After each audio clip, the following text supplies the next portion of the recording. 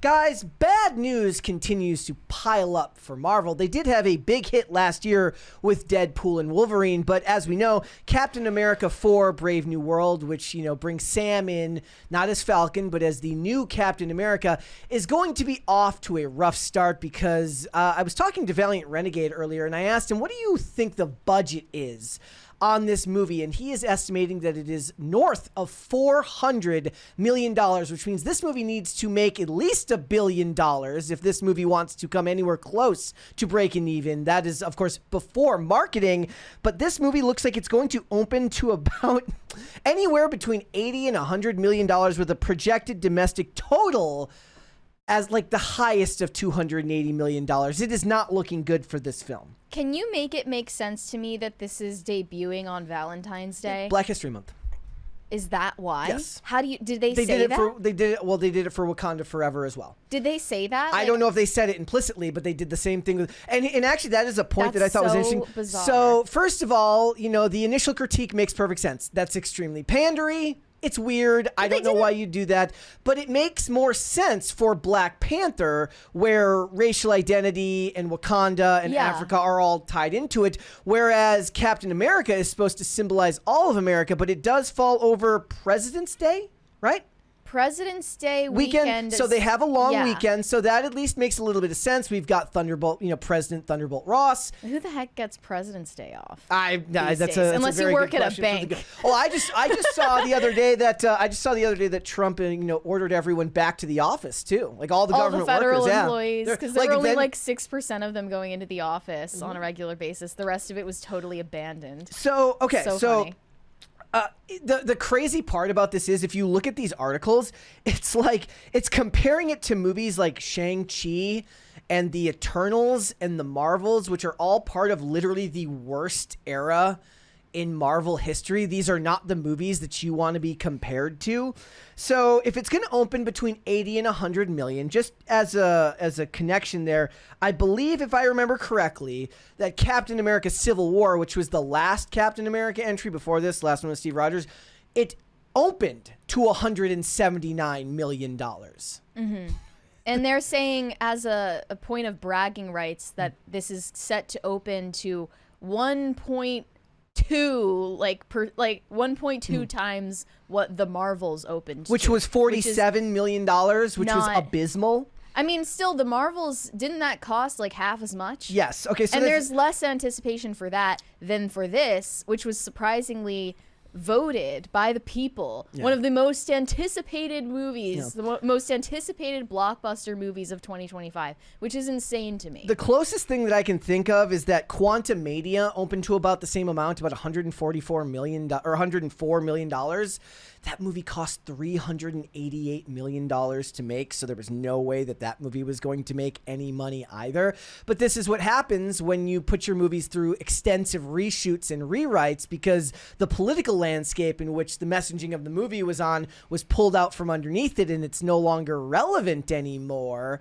It's going to be very interesting to see. Like, look, these days, I don't even think opening weekend is necessarily the greatest indicator for a movie anyways. It can certainly be a great indicator for initial interest, I guess, but strong box office continuation, strong legs is what actually makes a movie work these days. Like, look at, everybody was dunking on The Lion King, the most recent Lion King movie, but it has just continued to just hobble and pick up steam, and it is well over $600 million globally now. That is insane. Yeah, it ended up doing pretty well, even though it got its ass kicked by Sonic. The opening weekend, it had better legs. That's shocking to me that people are actually going to theaters to watch Mufasa, which is basically a glorified Nat Geo documentary. Like, I don't understand how something so soulless could make that much money. It was holidays played a big part in that. Must be that people just got bored. Yeah. That's another thing about the debut. Like, are couples gonna go see Captain America for Valentine's Day? I was weekend? thinking about that. That's insane. It made sense for Black Panther, because Black Panther during Black History Month, that makes sense. But they never to me. explicitly announced, like, we're releasing Brave New World during Black History Month because Anthony Mackie is in it. Not that I saw. It was never said outright. But you think it's implied that way? Yeah, I do. And when do you think because releasing movies in February is a death sentence. Really? January, January and December, January and February are not good months to release movies. So, like, I don't know why you would do that other than to pander. Right, but when do you think this was written? The movie? Yeah, when do you think Years this was ago. written? Years. Like 2017? 2019. 2019. 2020. Yeah. Somebody in the chat might know better if they have any information. Everyone's talking about a vibe shift, right? Yeah, everyone's talking about this big vibe shift that just happened because of Trump's win. But also people were talking about it before then, too. It had its legs pulled out from under it because the political landscape changed. And a lot of people understand that there was a lot of like political commentary in Falcon and the Winter Soldier that were tied to racial identity of Sam Wilson. The problem is, and this is the point that I always make, is like, look, a lot of times the movies don't have that stuff nearly as much as the TV shows do. When a TV show has 8 to 10 episodes to fill and the writers are incompetent, you're going to get that stuff peppered in there because they don't know how to fill the time. With a movie, if you really think about it, some explosions, a bad guy, Red Hulk, you can fill, and this is like the shortest, like one of the shortest Marvel movies. I believe it comes in just under 2 hours. So it's like, I think I saw that Dave Cullen said it's like $3 million a minute this movie cost or something like that. I wonder what the promo and all the press is going to look like for this movie, because everything I've heard about Anthony Mackie is that he's one of the most self-important, self-indulgent actors. Is that true? I don't know. Yeah, and that he has a huge ego. So I feel like, I'm just going to read from this excerpt. It says, there's no overstating the pressure that Anthony Mackie and director Julius Ona are on with Captain America Brave New World. Most of the general audience still picture Chris Evans as Captain America and would need a lot of convincing to see another take the mantle. So if this flops, which it looks like it will, you have a really easy out to just say, well, it's because you're racist and you prefer to watch a white man play this character. Well, and a lot of people thought that it was going to be Bucky, Sebastian Stan's character that was going to end up playing Captain America, because it made more sense. Because in the movies, in the first Captain America, like him and Bucky have a close relationship, and that's a through line through most of the films, is that he grew up with his best friend. Sam Wilson didn't come in until Winter Soldier, and wasn't as close to him until later on after he was, unfrozen. So it makes more sense in a story form to give the shield to the Winter Soldier, but they didn't do that. Do you know what the basic premise is here? I got the sense that he's being taken up basically as a contractor for the government. Yeah, like he wants to bring Sam Wilson back in as Captain America, and that eventually we'll get Red Hulk and that Thunderbolt Ross will be the bad guy. But like the interests of the government are clashing with what he wants to do. What's really funny about it is I thought the trailer was fine. Outside of the a lot of the CGI was spotty, but the scene around the White House I thought looked fine, and I didn't think that they should have revealed Red Hulk.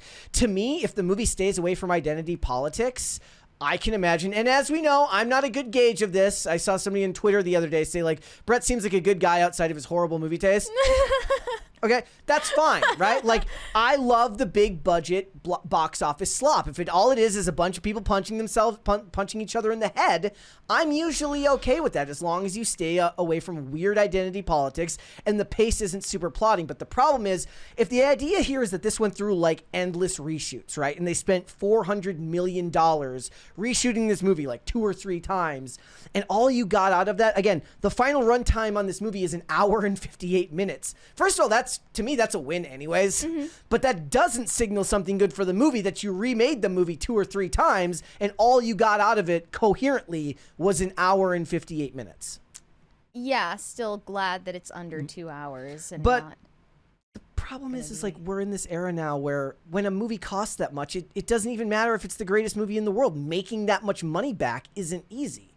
Making $1 billion as your like basement for your film, that you have to make $1 billion to break even, is insane. But they're like riding this high of the success of Deadpool and Wolverine, and then it's just gonna cascade. But even that didn't downwards. cost anywhere near. I mean, I don't remember what the budget for Deadpool and Wolverine was, but I'm sure it was in the 200-ish range of millions of dollars and not 400 Right. or whatever. And when it comes to that, everyone knows Ryan Reynolds as Deadpool and everybody knows Hugh Jackman as Wolverine. There is no controversy around the casting there. In fact, one of the upsides to that film was they brought back a bunch of the Fox actors as going back to their characters again. So they had all sorts of goodwill from that. And look, I'm not here to doubt Disney inherently. They had $3 billion movies in the year of 2024. Now that Moana 2 is a $1 billion film as well, certainly they did something right. But as I keep saying, you can't expect 1 year of good movies to suddenly have people be like, oh, you know what, those Marvel movies, those seem good again. That's not how that works. You know, Moana 2, from the sound of it, was also corporate slop. Yeah. Like, they made all these statements People- like, kids are going to be singing these songs for generations. Nobody even remembers it now. People pretend like they want new stuff, but the $1 billion movies are usually corporate slop. The Joker, the 2019 Joker, was an aberration, and even then, it was still based on like a $1 billion corporate slop character. Yeah. Right? Like it's great. It's avant-garde corporate slop. Which I guess I would prefer because I did enjoy Joker 2019. Yeah. But Well, I mean, it's they can't even follow up on avant-garde corpo slop with something worth your time. avant-gardier. Yeah. It's even worse. They just this went time even around. harder into that theme. It didn't hit the same at But all. look, it would take 2 or 3 years of good Marvel movies, and they've got 2 other chances this year, Thunderbolts. But how is that going to do? I guess we've got Florence Pugh and David Harbour to save the MCU. Blade is I know not you're a coming big out this fan year. of Florence Pugh. Yeah. And sadly, I am actually a big fan of David Harbour. He's one of those actors that I do talk fun. about. When I talk about the idea of separating art from artists, he's actually a great example of that because he's extremely annoying. How so? He's just a politically annoying, he's just a very annoying person. Yeah. He's kind of like Kevin Alejandro. Like they're both these guys who are, or no, that's not, I'm sorry, not Kevin Alejandro, different actor. I don't want to slander that guy. I've just heard that Anthony Mackie is the type of guy who doesn't even make eye contact with the underclass and thinks very highly of himself. Yeah. So if/when this flops, it's going to be a huge hit to his ego. Well, and then look, just send him back to Disney Plus. Then I guess you have to send him back. Look, and here's the problem: we've talked the me dungeon. and you have had the discussion before. It's like there is no problem with being a really, really good supporting character. Like that's needed too, and that's important. Now, do I believe that Bucky could have pulled off his own Captain America movie on his own? Yeah, I think that he could have. Aren't they talking about giving Channing Tatum a spin-off movie? Yes, I mean I don't know how real that is, but a lot of that's based because his role as Gambit in Deadpool and Wolverine was so memeable because of the accent. I would not be able to suffer through Couldn't do 2 it. hours of that. Couldn't do it. I don't think people would watch that. I just saw some of these takes. I thought it was funny. WDW Pro says the Eternals grossed $164 million domestically. This is shaping up to be a catastrophe because they're comparing it to the Eternals. Disparu says, yes, on par with the Eternals. They'll love that. And he highlighted an old article. It says, the Eternals leaves theaters with the 2nd worst domestic performance in MCU history. See, the internet never forgets, ladies and gentlemen. And then Cosmic Marvel, that was this post. And I just want you to look at one of the other things that you use as a way of gauging whether a movie's going to do well or not is whether it has any competition at that time.